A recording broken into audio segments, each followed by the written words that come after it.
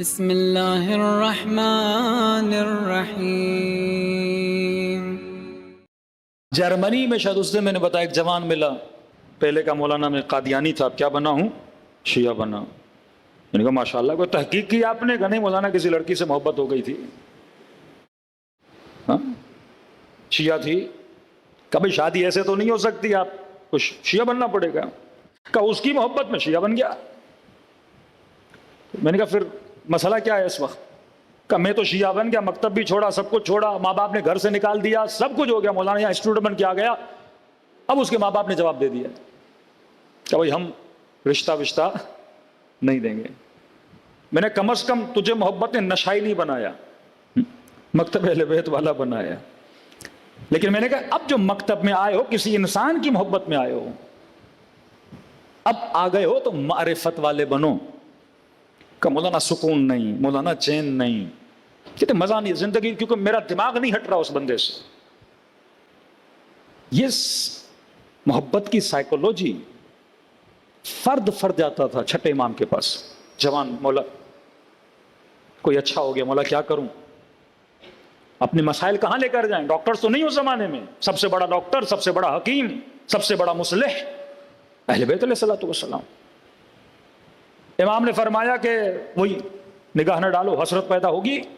دوسرا امام نے فرمایا جب کوئی چیز اچھی لگے رجوع اللہ کی طرف کرو اور فوراً دعا کرو، اللہم اعطنی من فضلک، اے خدا اپنے فضل و کرم سے مجھے اس چیز کو کیا کر، اب کا اللہ پہ چھوڑ دے۔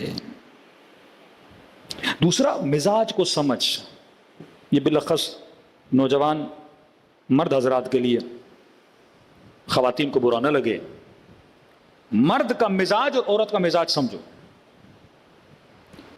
جتنے بھی محبت کے قصے آپ سنتے ہیں عبرت ہے نا، جناب یوسف، جناب زلیخا،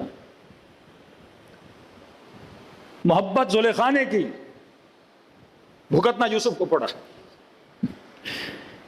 ایک خاتون کی محبت کی وجہ سے جناب اتنے سال بیچارے نے زندان میں کاٹے۔ غلط محبت دونوں طرف کو نقصان دے، لیکن مزاج سمجھو۔ تاریخ کی جتنی محبت کے آپ قصے نکالو گے، اس میں سب سے زیادہ جو بندہ ذلیل ہوا ہے وہ مرد ہے۔ ریزن، مرد جسمانی طور پر بھی مضبوط ہے، ارادے کے اعتبار سے بھی کیا ہے، مضبوط ہے۔ عورت جسم کے اعتبار سے بھی کمزور ہے، ارادے کے اعتبار سے بھی کیا ہے، ایموشنل ہے اور بڑی کمزور ہے۔ اب جب تعلقات باؤنڈریز کے باہر بنتے ہیں، کہ اسلام کہتا ہے اگر کوئی پسند ہے تو اس کا ایک اسلام نے راستہ دیا ہے۔ راستہ کیا ہے؟ صحیح طریقے سے رشتہ لے کر جاؤ، باؤنڈریز کے باہر نہیں کھیلو۔ رشتہ لے کر جاؤ، باپ نے اجازت دی، کوشش کرو، 4 لوگوں کو انوالو کرو، شرائط ہم آہنگ تھے، الحمدللہ شادی کر لو۔ لیکن اگر باؤنڈریز کے باہر کھیلو گے، سوشل فرینڈز بناؤ گے، یہ فیس بک، یہ انسٹا، یہ ٹک ٹاک، اس ماحول کے اندر چلے جاؤ گے باؤنڈریز کے باہر، تو اس سوشل سرکل سے کٹ جاؤ گے اور ایک فرینڈشپ بنا دو گے، ایک رشتہ بنا دو گے۔ اب کیونکہ مرد ارادے کے طور پہ مضبوط ہے تو اس کی محبت بھی بڑی مضبوط ہوتی ہے۔ عورت کیونکہ جسم کے اعتبار سے کمزور ہے، ارادے کے اعتبار سے بھی کمزور ہے، اور اس کا کمزور ہونا اس کا عیب نہیں ہے، کیونکہ اس کو ایسے ہی ہونا تھا، کیونکہ اس نے نسل کی تربیت کرنی ہے، سب کچھ کرنا ہے۔ ایک نوجوان اسی محبت کے چکر میں باپ رو رہا تھا کہ مولانا بیٹے نے خودکشی کر لی۔ پروفیسر، باپ پروفیسر، دین کا کام کرنے والا، بیٹا 16 سال کا بچہ خودکشی کر لے۔ کتنے کیسز آپ کے آتے ہیں، کوئی نشے میں چلا جاتا ہے، کیوں؟ کیونکہ اس نیٹ ورک کے اندر اگر آپ فکری تربیت نہیں کرو گے نسلوں کی، اس کو بتاؤ گے نہیں بیٹا جو کام کر رہے ہو اس کا انجام یہی ہونا ہے، اور آپ ہو یا کوئی اور ہو انجام یہی ہوتا ہے۔ مرد کیونکہ ارادے کے اعتبار سے مضبوط، یہ پیچھے نہیں ہٹتا۔ عورت کیونکہ مزاج کے اعتبار سے، ایموشنز کے اعتبار سے، گھروں کی مجبوریوں کے اعتبار سے کمزور ہے، مینٹلی یہ بہت آگے نکل جاتا ہے، اور آگے سے اس کو جواب مل جاتا ہے کہ بھائی والد نے یہ فیصلہ کیا، رشتہ داروں نے یہ فیصلہ کیا، ہم مجبور ہیں، ہم رشتے کو کنٹینیو نہیں کر سکتے، یہ یہاں پہ مینٹلی پاگل ہو جاتا ہے کیونکہ اس چیز سے باہر نہیں آ پا رہا۔ ابتدا کیا تھی؟ راستہ غلط۔ معصوم فرماتے ہیں کوئی بھی ایسا کام نہیں جو حرام ہو، حرام کا اینڈ بند گلی ہے اور کچھ بھی نہیں۔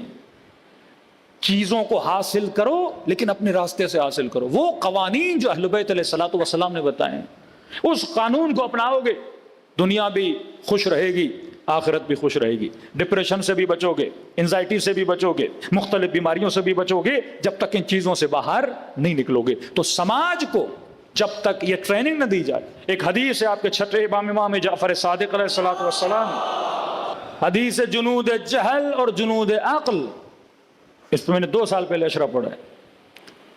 عقل کے سپاہی اور جہالت کے سپاہی، خمینی صاحب نے اس پہ شرح لکھی، شرح جنود جہل و عقل۔ اگر جوان اس کا خلاصہ کر کے پڑھ لیں تو زندگی بڑی آسان۔ مولا فرماتے تمہارے اندر جہالت کے سپاہی بھی ہیں، عقل کے سپاہی بھی ہیں۔ پھر ایک ایک عقل کے سپاہی کا نام لیتے ہیں، ایک ایک جہالت کے سپاہی کا نام لیتے ہیں۔ جہالت کے سپاہی شیطان کے، عقل کے سپاہی رحمان کے۔ اب تمہارے اوپر کبھی جہالت کا سپاہی حاکم ہو جاتا ہے، کبھی عقل کا سپاہی حاکم ہو جاتا ہے۔ ہور کیوں بنا؟ کیونکہ عقل کے سپاہی نے اس کی مدد کی۔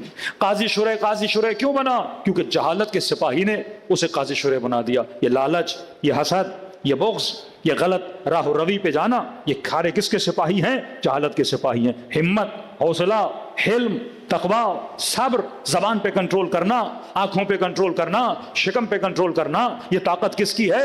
یہ عقل کے سپاہیوں کی طاقت ہے۔ روزہ آپ کو کیا سکھاتا ہے؟ 24 گھنٹہ جب روزہ رکھتے ہیں یہ سکھاتا ہے کہ اگر میں شکم پہ کنٹرول کر سکتا ہوں تو آنکھوں پہ بھی کنٹرول کر سکتا ہوں۔ اور روزہ آپ کے ول پاور کو مضبوط کرتا ہے۔ جس طرح آپ باڈی بلڈنگ کرتے ہو، ریپیٹڈلی ایک ڈمبل کو اٹھا کے ورزش کرتے ہو تو آپ کے مسلز بنتے ہیں، اسی طرح جب ریپیٹڈلی ایک کام کو کرتے ہو تو آپ کے برین کے اندر مسلز بنتے ہیں اور آپ کا ول پاور کیا ہوتا ہے؟ مضبوط ہوتا ہے۔ یزید کا مقابلہ وہی کر سکتا ہے جس کا ول پاور مضبوط ہو۔ اسرائیل کا مقابلہ وہی کر سکتا ہے جس کا ول پاور مضبوط ہو۔ المؤمن کا جبل الراسخ، مومن کی مثال ایک مضبوط ترین پہاڑ کی طرح ہے۔ کہ مولا نے پہاڑ کیوں کہا؟ کیونکہ پہاڑ 3 گنا زمین کے اندر ہوتا ہے، 1 گنا زمین کے باہر ہوتا ہے، تبھی دنیا کے زلزلے اس کو ہلا نہیں سکتے۔ اگر انٹرنلی تو مضبوط ہے تو باہر بھی مضبوط ہوگا، اگر انٹرنلی کمزور ہے تو باہر بھی کمزور ہوگا۔ تو مکتب اہل بیت آپ کے برین کو مضبوط کر دیتا ہے، یہ نیٹ ورک آپ کے وجود میں اتحاد، محبت، علم اور تقوی کو پیدا کرتا ہے اور آپ کو صحیح راستہ دکھاتا ہے۔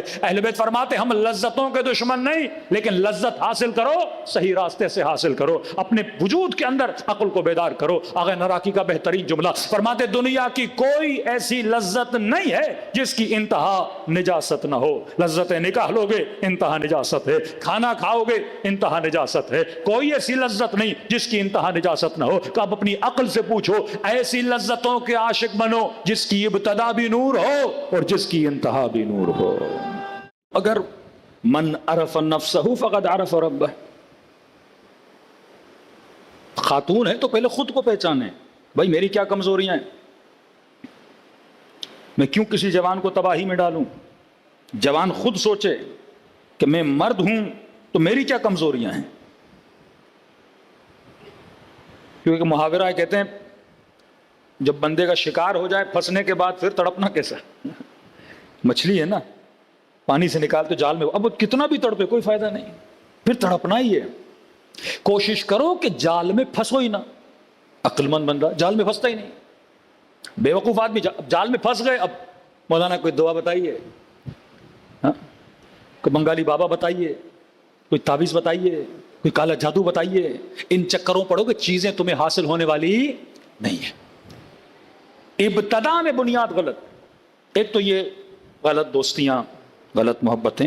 محبت ایک نیچرل چیز ہے جو خدا نے ہر انسان کو دی، ہارمونک چینجز انسان کے باڈیز میں آتے ہیں، لیکن یہ کس کے انڈر کام کرے؟ عقل کے انڈر۔ معاشرے میں رہبر، بغیر رہبر کے معاشرہ ہوگا، معاشرہ کیا ہو جائے گا؟ تباہ ہو جائے گا۔ کہنا امام کی مثال ایسے ہے جیسے بدن پہ سر، کرأس فی البدن، اس پورے بدن کو کون چلاتا ہے؟ مولا کا صحابی تھا غالباً ابو بصیر، دلائل امامت دے رہا تھا، پہلی دلیل کیا دی اس نے؟ کہا ہو ہی نہیں سکتا کہ رسول معاشرے کو بغیر امام کے چھوڑ کے جائیں. تو کہا کیسے نہیں ہو سکتا؟ کہا یہ اپنا بدن دیکھو, بدن میں کتنے اعضاء ہیں, ہاتھ ہے, پاؤں ہیں, آنکھیں ہیں, زبان ہے, پیٹ ہے, سب کی اپنی اپنی خواہشیں, سب کی. کہ اب ان سارے بدن کے اعضاء کو وہ کون سی چیز ہے جو کنٹرول کرتی ہے؟ کہ عقل, دماغ, برین, یہ امام ہے. یہ کہتا ہے چلو تو چلتے ہیں, یہ کہتا ہے بولو تو بولتے ہیں, سارے اعضاء. مطلب اور کہا اگر کسی کی عقل زائل ہو جائے اسے کیا بولتے ہیں؟ پاگل, دیوانہ, مجنون, پتہ ہی نہیں کون سی چیز کہاں بولنی ہے, کہاں بیٹھنا ہے, کہاں اٹھنا ہے, کہاں نجاست کرنی ہے, کہاں سونا ہے. دنیا کہتی ہے پاگل ہے. پاگل کیوں ہے؟ ہاتھ نہیں ہے اس کے پاس, آنکھیں نہیں اس کے پاس, پاؤں نہیں اس کے پاس, کا سب کچھ ہے پر پاگل ہے کیونکہ امام نہیں ہے. وہ معاشرہ پاگل معاشرہ ہے جس کے پاس علی جیسا امام نہیں ہے, دیوانہ معاشرہ ہے. اب کیونکہ امام نہیں تھا اس معاشرے کے پاس, جو ہدایت کے لیے اسے مار رہے ہیں. دیوانے کو ٹیچر پڑھائے گا وہ اسے جوتے مارے گا. ہاں, پاگل آدمی اسکول چلا جائے تو وہ ٹیچروں کو مارے گا, ہیڈ ماسٹروں کو مارے گا. باپ لے جائے ڈاکٹر ہے, علاج ہے, سوئی لگا رہا ہے, اسی سوئی کو ڈاکٹر کو نہ لگا دے. پاگل آدمی ہے نا وہ, جو معالج ہے اسی کا دشمن بن جائے گا. پاگل معاشرہ, دیوانہ معاشرہ کہ رسول کبھی کاندھوں پہ بٹھا رہے ہیں, کبھی ہاتھ بلند کر رہے ہیں, کبھی دروازے پہ جا رہے ہیں, کبھی اس کے احترام میں کھڑے ہو رہے ہیں, کبھی کہہ رہے جنت کے جوانوں کا سردار ہے, کبھی کہہ رہے قسیمہ نارے والجنہ ہے, کبھی کہہ رہے اس کے چہرے کو دیکھنا عبادت ہے, کبھی کہہ رہے اس کی ایک ضربت عبادت ہے, ثقلین سے افضل ہے. اور کیا بتائیں, شہر علم ہیں, باب حکمت ہیں, کعبے کی طرح ہے, یہ کرو وہ کرو, لیکن اس کی محبت نہ ہو جہنمی بن جاؤ گے. نماز کے سجدوں کو طول دے رہے. ایک دیوانہ معاشرہ اپنے نبی کے نواسوں کو قتل کرنے نکل, یہ دیوانہ ہے. یہ طرز کھانے کے قابل ہیں کہ جو ان کی ہدایت کے لیے آئے یہ ان کے سر قلم کر رہے ہیں, بچیوں کو تماچے مار رہے ہیں. کوئی عقل مند آدمی نہیں کرتا یہ. بدن پہ گھوڑے دوڑا رہے ہیں, یہ پاگل انسانوں کا کام ہے. کیوں؟ کیونکہ یہ بدن تو ہے ان کے پاس, امام نہیں ہے. تبھی کا لاکھ شکر کرو عقل مند ہو, کیونکہ خدا نے تجھے کیا دیا؟ امام دیا. اس نے دلیل دی کہ جب ایک بدن کو خدا بغیر امام کے نہیں چھوڑتا تو کسی معاشرے کو بغیر امام کے کیسے چھوڑے گا؟